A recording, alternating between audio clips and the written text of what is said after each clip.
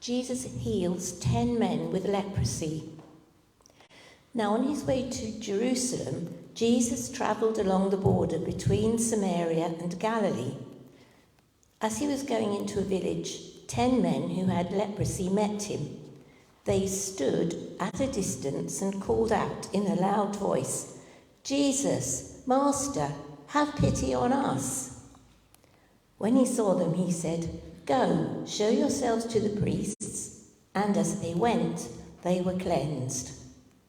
One of them, when he saw he was healed, came back, praising God in a loud voice. He threw himself at Jesus' feet and thanked him, and he was a Samaritan. Jesus asked, "Were not all 10 cleansed? Where are the other 9? Has no one returned to give praise to God except this foreigner?" Then he said to him, "Rise and go, your faith has made you well."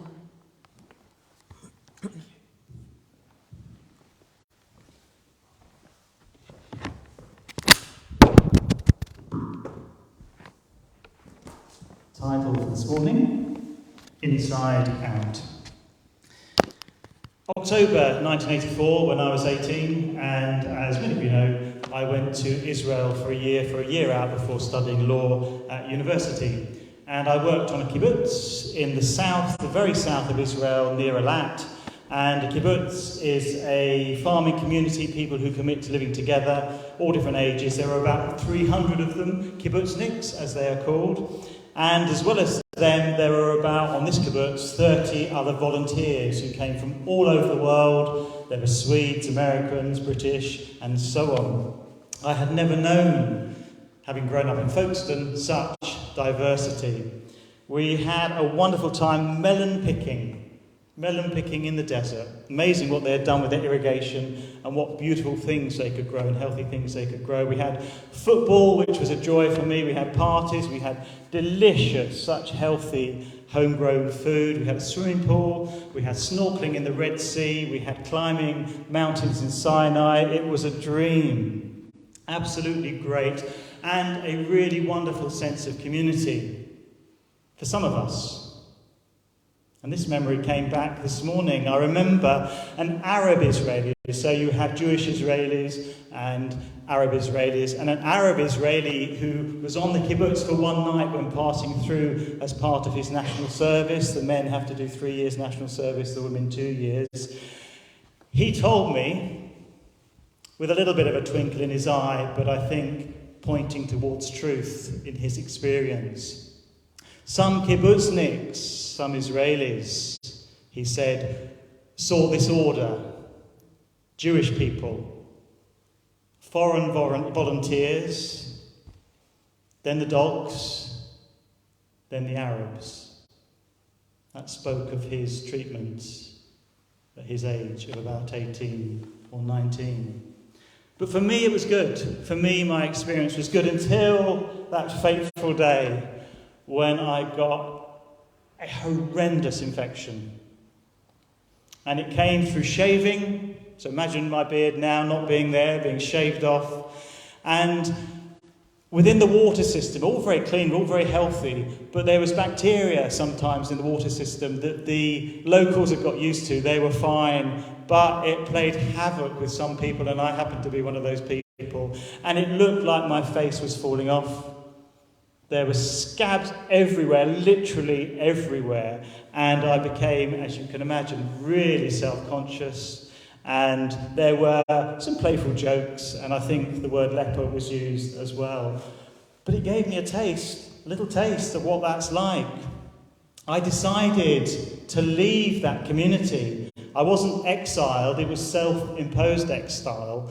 And it was with Charles, who had, at his young age, the worst acne that I'd seen, and was really scarred, and he had had a flare-up. So you can imagine the two of us for 2 or 3 weeks hitchhiking around Israel, and some of the looks we might have got.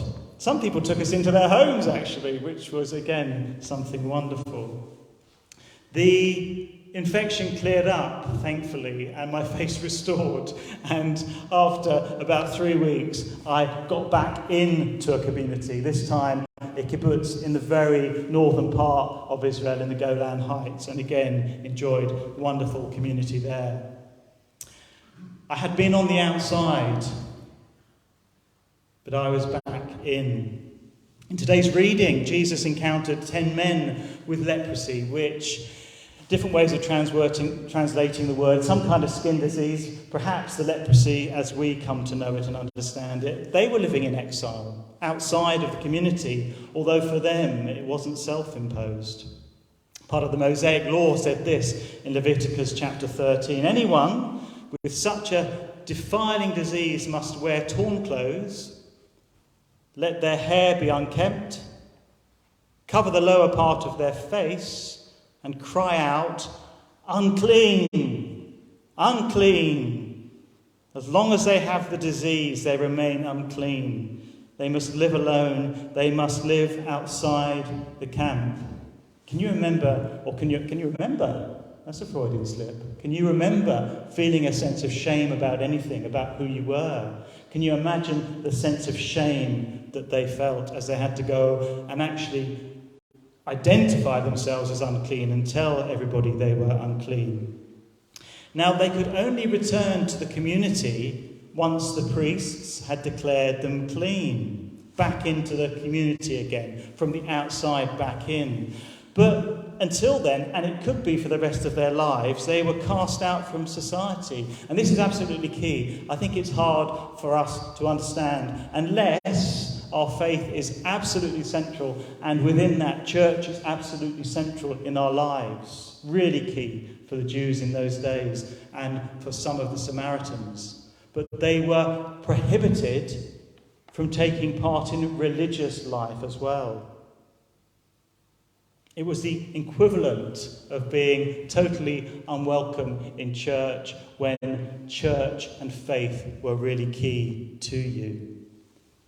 Community, as we often say, is so important, so it's not surprising that they formed a community of their own. At least one of these 10 we know, because Luke tells us, was a Samaritan. We don't know about the others, but it's assumed that maybe there were some Jewish people with leprosy as well, a bit of a mix, a diversity that came together in community because of their united suffering, something wonderful coming out of something awful.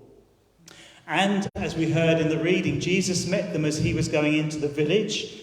This was outside of the village, and they kept a safe distance, hence their calling out to Jesus. I continue to be struck by a theme that I preached on a few weeks ago, because this theme has been jumping out through reading Luke afresh. Jesus noticing people. Jesus really noticing people, the marginalised, the suffering, everybody. And we hear that Jesus saw these 10. Not only did he see them, but he healed them. And this is the punchline of the reading. Did you get hit by the punchline, the shock element of the reading? The only one who came back to thank Jesus and to praise God was a Samaritan, a foreigner. Again, somebody who would be seen as on the outside of society. And doubly so, not only one of the despised Samaritans in the eyes of the Jews, but also somebody with leprosy. We do know, and we keep reminding ourselves, that Jesus had and has a heart for inclusion. And we're encouraged because this reflects the heart of God, because Jesus is God. A heart God has for those on the margins, on the borderlands, with this reading in mind, you could say. Those who are outside, those who are seen as other by many in society, and many, sadly, within church. Others who are seen, people who are seen as less than. We read also in the Gospels on another occasion, and this was absolutely horrifying to the religious people. Jesus touched somebody with leprosy and healed him. The power of touch. Princess Diana, these are her words. It has always been my concern to touch people with leprosy, trying to show in a simple action that they are not reviled, nor are we repulsed. Diana remained the patron of the Leprosy Mission England and Wales until her death in 1997. And in a bid to dispel the myth that the illness could be spread by touch, I don't know, some of you might remember this, not all, but in 1989 she was filmed shaking hands and touching the bandaged wounds of leprosy patients on her first visit to Indonesia. Can you excuse me a second while I walk 50 paces that way? I do promise I'm coming back. Maybe you can count.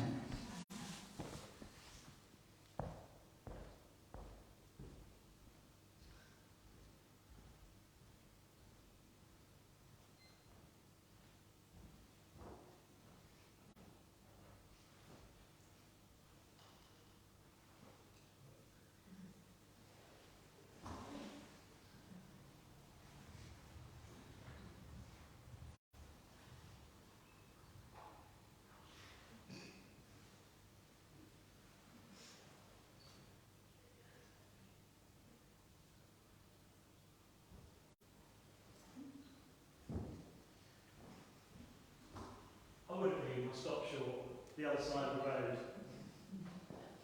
I would have been the other side of the road, outside of the church building. If you had leprosy in those days, you had to have a 50-pace buffer between you and other people. And as we go on to reflect about what God is calling us and asking of us today, I think that's pictorially symbolic. That some people would be this distance outside of the church community. Let me ask you a question. Who might those on the outside of church community be today? Who comes to mind? Because it's sadly true that in many ways, as well as all the good that happens in churches and through churches, we have treated a really wide variety of people, in some ways like lepers. We've feared, we've misunderstood, we've distanced ourselves. We've not made people always feel welcome inside, within the church community, not truly welcome. Sometimes we will pressurise them to be healed when actually there's nothing to be healed of. Sometimes, as went on with lepers in Jesus' day, we will equate whatever they are like with sin, calling them to repent. Those with leprosy did not have leprosy because of sin. Again, who comes to mind when I say this for today? People keeping a distance from church because they feel excluded, or giving up on church, a kind of self-exclusion because of what they have experienced through church as a lack of love. Can I make some suggestions? This might surprise you, but this was the first thing that came to mind.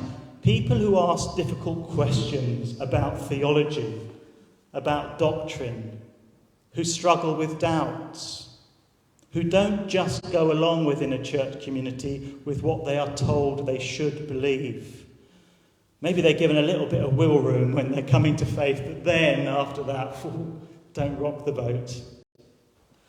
And the sad truth is, thousands upon thousands of people who have been shut down in their thinking are leaving churches. No longer for me. Peter and I both love a Nomad podcast. Nomad is the title of the podcast series. And a lot of people who are speaking or interviewed on that and who listen to it, thousands of people, are people who used to go to church, who are just clinging on to going to church, but being shut down with their questioning, their thinking, being made to think sometimes that you can't believe in science and also have a faith, absolute rubbish, and so on and so on. And really painful stories about how they are treated when they start to question and not go along with what everybody else is telling them they should. There are many teens and 20-somethings who are taught to think at school, to question things, to wrestle, but often then shut down in churches or by their parents. Don't so much think, just download what we downloaded and then download it on to your children if you have them. It's tragic, and part of the tragedy is that some of the questions that those young people are raising, some of those questions that the people who are leaving church are raising, are brilliant questions that we could all learn from. But instead, there is this self-imposed exile for those young people, sometimes, not always, as soon as they can when they go to university or whatever, not always, but sometimes. Or they live double lives. They kind of pretend to go along with the religious stuff, but actually how they live outside of the sight of their parents and their church is very, very different. People on the outside of church, I think people who suffer from mental health, from addictions, have often felt a real stigma in church and in society. And again, sometimes, shockingly, what they're going through is wrongly linked to sin, as are other health problems sometimes, or the fact that they haven't got enough faith. Maybe not always bluntly, but they're told that they can't be part of the community, maybe in subtle ways, or not so subtle pressures, or made to feel uncomfortable. Well, if you're not better, it's possibly to do with a lack of faith, or some sin that you haven't repented of yet, made to feel less than. Sexuality came to mind. People who have same-sex orientation or are bisexual, often asking, will I be welcome? Sometimes, I would say often, discovering if they do venture inside, coming to that ceiling where you can come this far, but no further. People who are transgender, or their gender is non-binary, neither male nor female, somewhere on that spectrum. Will I be welcome? Will I hit a ceiling? Will I be given space to be who I really am? And then racism, subtle and overt. Sexism, subtle and overt. And yes, patriarchy tells us and teaches us that men have often had power and misused it, but it can go both ways.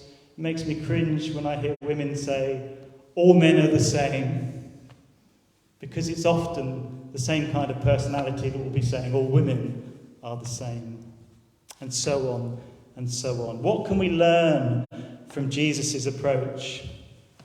Like Jesus, let's notice. Let's see people who feel excluded, those who are on the outside. Let's accept our part in this church and churches. Don't wait for people to call out from a distance. They might not. Many are actually moving further and further away.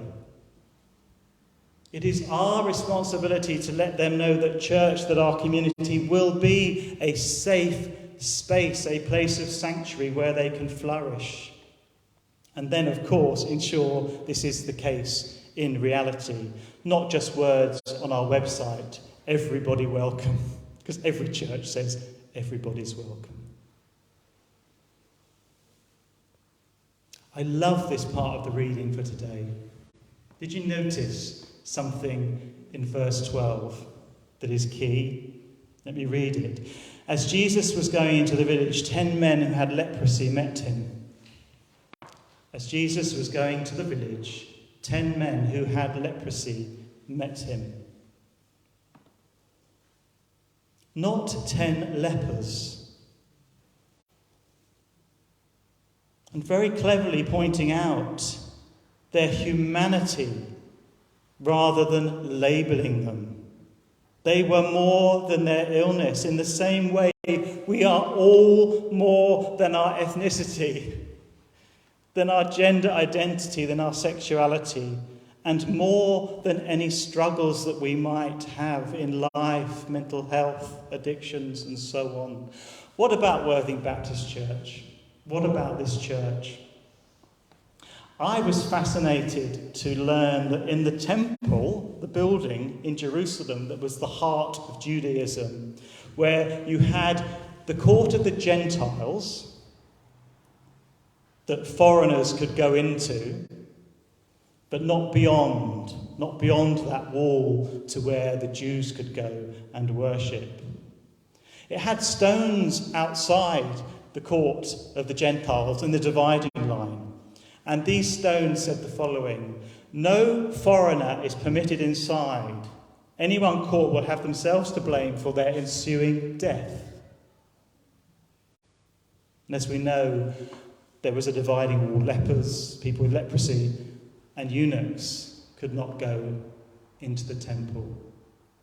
But the question for us as church, for every church, what signs do we give off? Literal, but also more subtle signs. And are they putting people off, or are they truly welcoming? Leprosy has always caused fear and exclusion throughout history in every community because of the associated physical disfigurement and misunderstandings and myths. Did you know that leprosy is not highly infectious? The truth is there is ignorance and misunderstanding. We need to learn about things like mental health issues, race issues, gender identity issues, sexuality.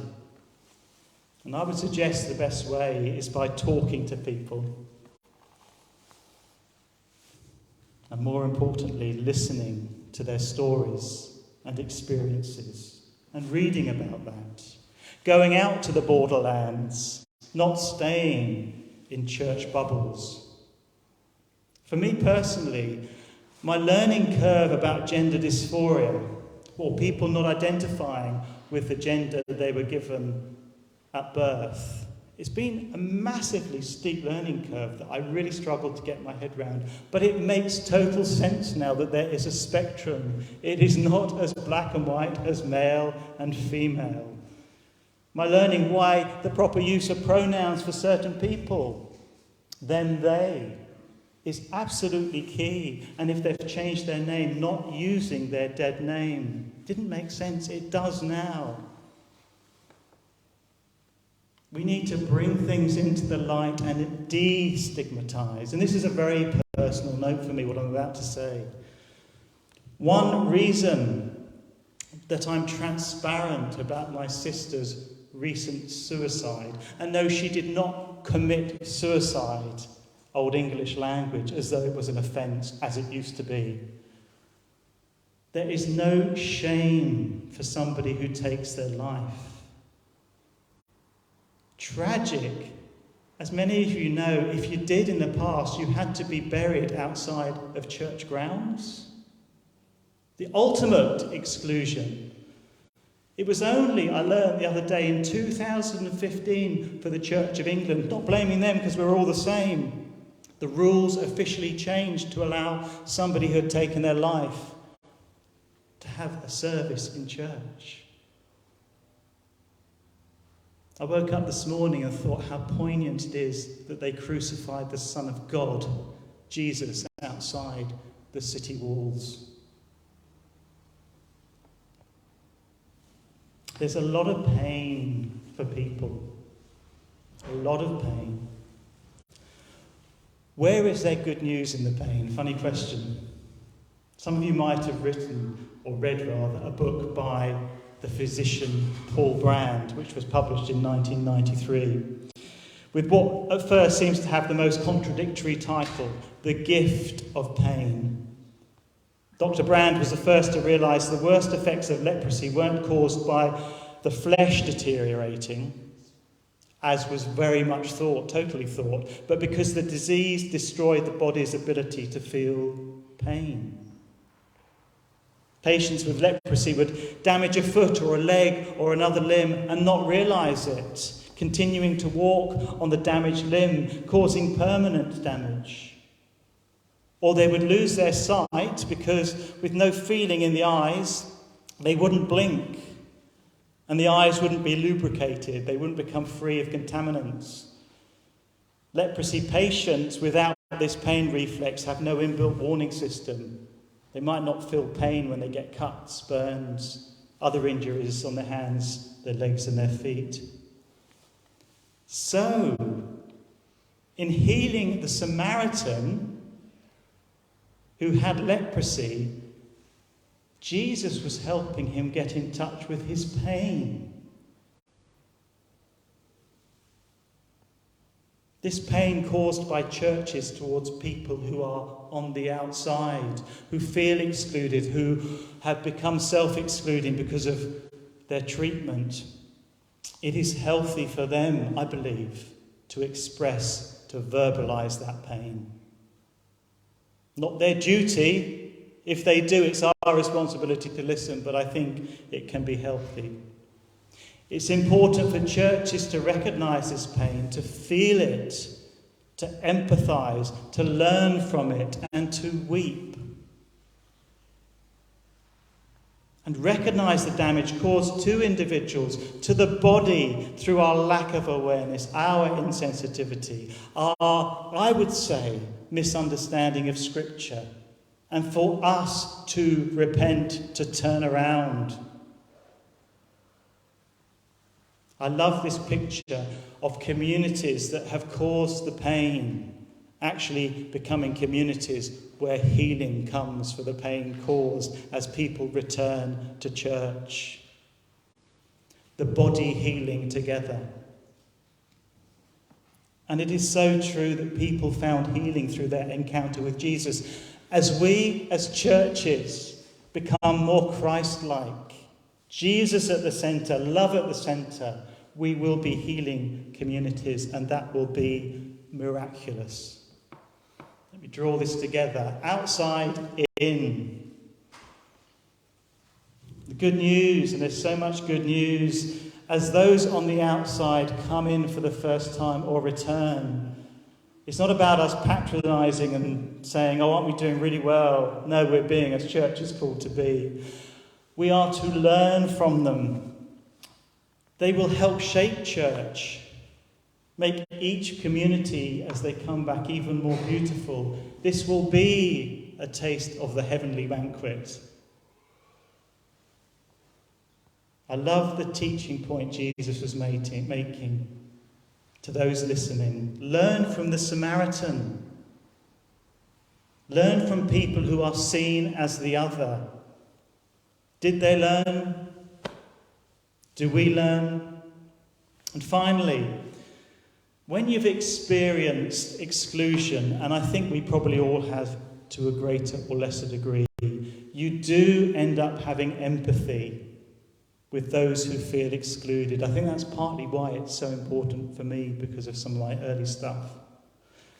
Picture it. You can imagine that the Galilean disciples, those from Galilee, travelling to Jerusalem, as we're told in Luke, with Jesus, after their initial surprise that Jesus was using Samaritans as a positive example, starting to see the reason they thought the Samaritans were outsiders in the first place was because of the religious elite labelling them as such.